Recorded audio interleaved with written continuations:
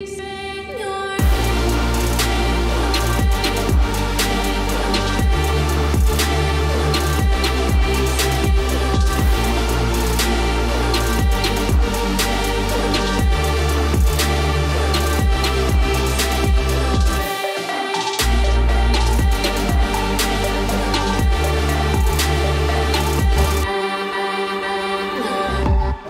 you're from Latvia. Yes. And in Latvia, what is it about the LGBT rights? Like, are you guys top-notch, or where do you define yourself? So Latvia, according to ILGA Europe map, is on the 41st place out of the 49 countries. So we have to say we're the second worst scoring in the European Union. So it's not, let's say, the best situation when it comes to Europe. It's like the only country currently looking at the previous data, the worst is only in Poland. We obviously see what happens in other countries like Hungary. So, but yeah, currently Latvia is scored as the second worst place in the European Union when it comes to the LGBT rights. Okay. So what rights do you guys have then? Oh, it's very little, apart from everything, but it's mainly the protection from the discrimination at workplace. So that was something done very long time when we just joined the European Union. So it was like 2006.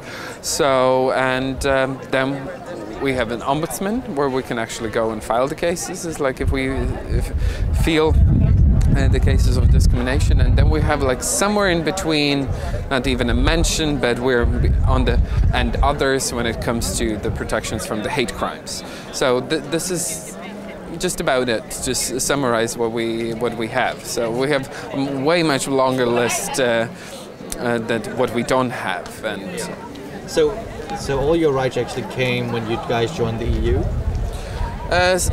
Pretty much. It's like when the protection from discrimination and employment, it was actually mandatory when you join the European Union, or when you member a country of the European Union, you have to align your legislation according to the EU legislation. So this was just a mandatory thing. It's like the politicians didn't really want to do this. It's like there were actually movement not to do this, but it's there is a nice word in the EU legislation called infringement procedure. So this is what they were risking for. So that, okay, let's give these minor rights in order to get out of the trouble.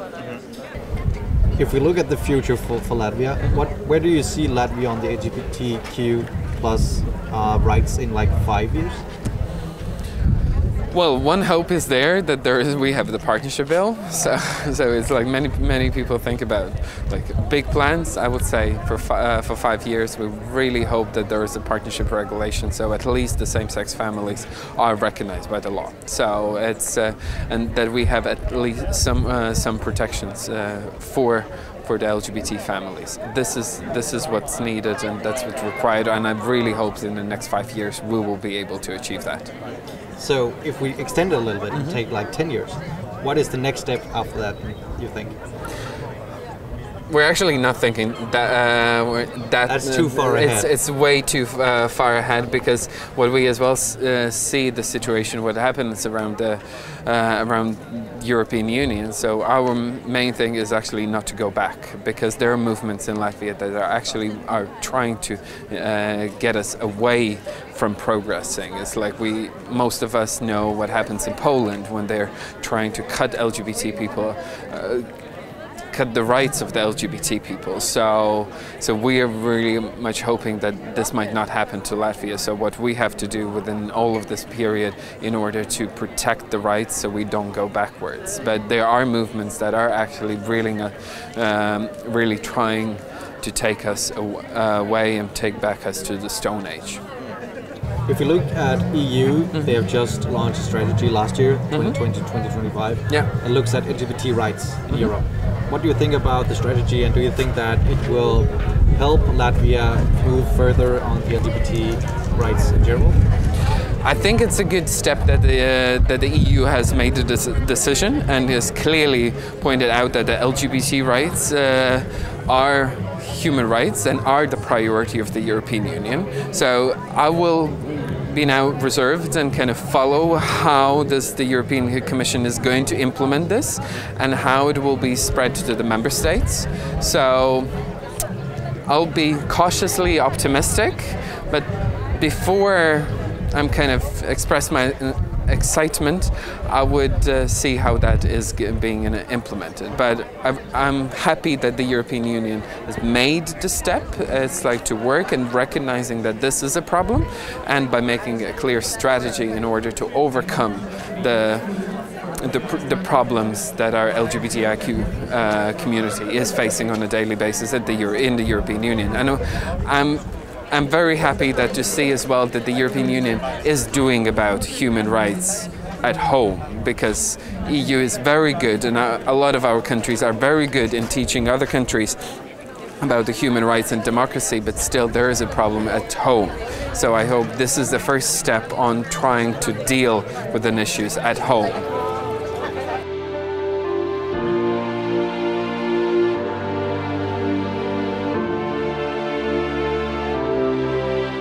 The European Parliament has rolled out this strategy from 2020 to 2025. How do you think that will affect like the LGBT rights in Finland? Well, actually, that strategy is a thing that I know that it exists, but I haven't looked it very much, and it's not something that we in our organization and communities have read, and that we have not we don't have like knowledge how to implement the strategy to our activism. Okay. When you look at it, it focuses on like something like families and gender issues. How far are you guys with that in Finland? Do you wanna? Maybe, like, actually, if I can go back to is it okay if I go back to the previous question first? Yeah, sure. Yeah, I think actually, like, if I think about the Commission's LGBTIQ strategy from the Finnish perspective, it of course tells a lot when you say that, you know, the communities are not aware of it. That tells a lot that it's a high-level thing that doesn't necessarily, you know, go to the grassroots. But I think the main things that I hope it's gonna, you know, have an influence in Finland are definitely the one that I hope it accelerates what our government is doing for LGBTIQ rights. And I think one of the most important things in the strategy for Finland, in my opinion, is that it encourages member states to, you know, to create their own like comprehensive LGBTIQ action plans or strategies. And in Finland, that kind of an action plan doesn't exist yet. There are other Nordic countries, for example, that have done several action plans. Today there has been an event in which Denmark has, again, they have been discussing about, you know, the next action plan, but Finland hasn't even, they don't even have the first one. So I think the main, like, to me, I think the most important thing is that there would be a comprehensive action plan also on the national level, which includes the different topics that are in the EU-wide strategy as well. And I hope it really accelerates what the government is doing. So what do you think that the EU Parliament can do to make sure that the grassroots actually gets informed about this? Or maybe, do you have any ideas? I'm not actually sure, but from my perspective, the EU-level human rights work is it isn't so visible in smaller communities and or work in organizations, and I don't know what are the keys to make this what was the word? Strategy, for example, more available and more how to spread knowledge about it. So I don't know what to do and what would be the answers to that. Do you have something to say about that, Matti?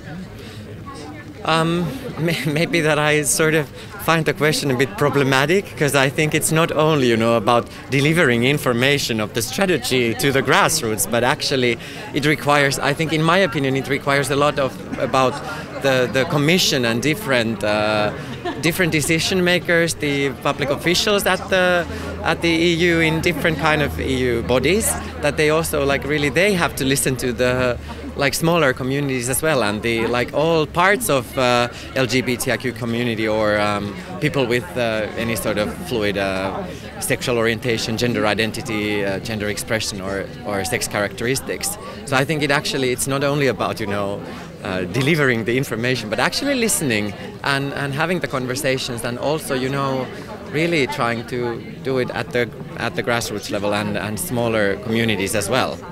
If we look at the intergroup in the European Parliament, they have just rolled out a new strategy, 2020 to 2025. Oh, wow. What do you think about that? I think that strategies are really good, and of course we need them, and that sends a very strong and important message to Europe, but also to the world, that LGBTQI people are here to stay, that they are a part of our society. But we need to keep on going further. We need to consistently be telling people that we're not going to go into debate with people who are not willing to recognize our humanity, and we cannot afford to be giving platforms to people who are trans exclusionary, that are against looking at intersectional identities, that are not up to including a larger definition of humanity. We can no longer afford to move forward in that way. We need to have strategies such as the LGBTQI strategy, working together with the anti-racism strategy, with also the gender strategy. These are all strategies that need to come together and actually work intersectionally, and then we can actually move forward to a Europe that is more representative, that works for everybody, and is actually part of the "You Are Included" hashtag that we are using at the Copenhagen 2021 World Conference. Well, I'm just thinking, like, do you think that it's the EU that is responsible for making like this LGBT law, or should it be up to the individual countries? Well, it should be a little bit of the two. And also, when we do talk about EU law, a lot of people do tend to forget that it is also partially to do with the individual countries. Without the individual countries, you don't have the EU, and without the EU, then you kind of do have the individual countries. But of course, you know, sovereignty is given to the EU in order to create the laws that basically link us all together, so that way we put together all of these, you know, freedoms and foundations and strategies in order to move forward as a unit. And of course, there are member states that are lacking. There are member states that need some more support, that need some more inclusion and integrity, and that's why the European Union is here, in order to help them.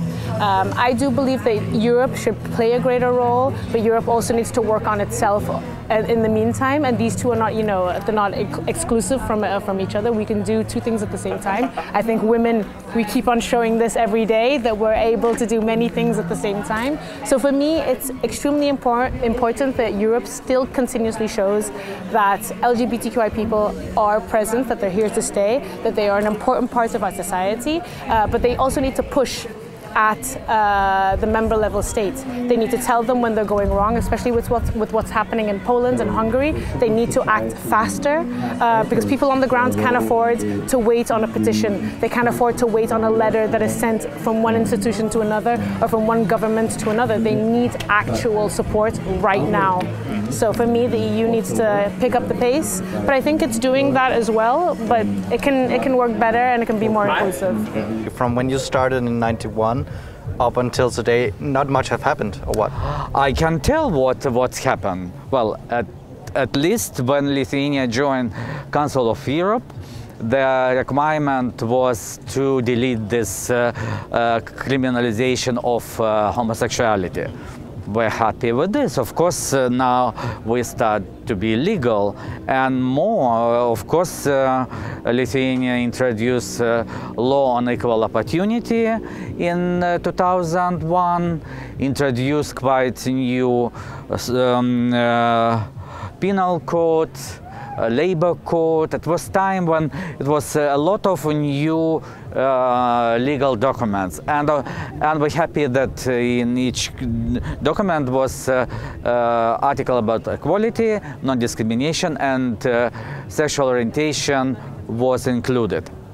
And it was done, And then it was time without any new enforcement on LGBT rights.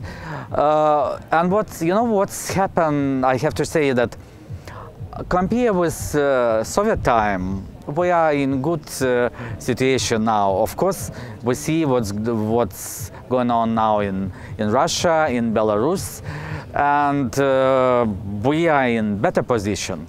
And we are moving. Our society try to change it in the right direction, but our move is quite slow because whole Europe move quite fast, and still we have a big gap. And my feeling that we always try to catch up the light. And I feel that we're moving, we work hard, but Europe moved so fast on LGBT rights. Okay, so if we look into the future, let's say 5 or 10 years, where would you like Lithuania to be? Realistically. How many years? 5 or 10? 5, it will be not bad if we will be just a little closer to the middle of the Europe. I mean that probably what I see the situation today, I listen that Prague, who else might be good example for me? Of course, Belgium, but I'm not so naive. We will need more time to be equal with other countries. Of course, I have to see that all Scandinavian countries, this is a good example for us. I have to say, look at, I wanted to say UK, but UK, they left us. But anyway, it's a good example for me. And of course, Spain. It's quite a lot of countries who are already on the right track. But I'm not so naive that it might change in 5 years. No. We might move in the right direction, but whole Europe might be much faster than we.